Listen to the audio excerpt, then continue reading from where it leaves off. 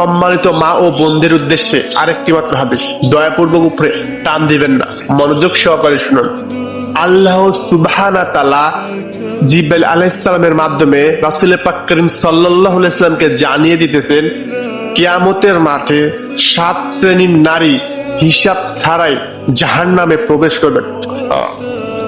ওই 7 শ্রেণীর নারী হচ্ছে, প্রথমত যে নারী নিজের সৌন্দর্য প্রকাশ করে বেগুনা পুরুষের সামনে, দ্বিতীয়ত যে নারী অন্যের গীবত গায়, তৃতীয়ত যে নারী স্বামীর অবাধ্য হয়ে চলাফেরা করে ও স্বামীর সাথে তুই তরকারি কথা বলে, চতুর্থ ওই নারী যে কালো জাদুর শরণাপন্ন হয়, পঞ্চমত ওই নারী যে নারী নামাজকে ত্যাগ করলো, ষষ্ঠত ওই নারী যে নারী মিথ্যা কথা বলল, সপ্তমত ওই নারী যে নারী পাপ কাজে লিপ্ত থাকে ও অশ্লীলতায় লিপ্ত থাকে।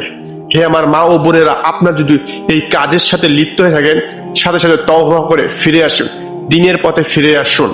আল্লাহ সুবহানাহু ওয়া তাআলা আপনাদেরকে ইনশাআল্লাহ তাআলা মাফ করে দিবে। আল্লাহর রাসূল বলেন, কেউ যদি গুনাহের সাথে লিপ্ত থাকো, সাথে সাথে তওবা করে নাও, নিশ্চয়ই আল্লাহ পরম দয়ালু ও ক্ষমাশীল। কুল্লু নাফসিন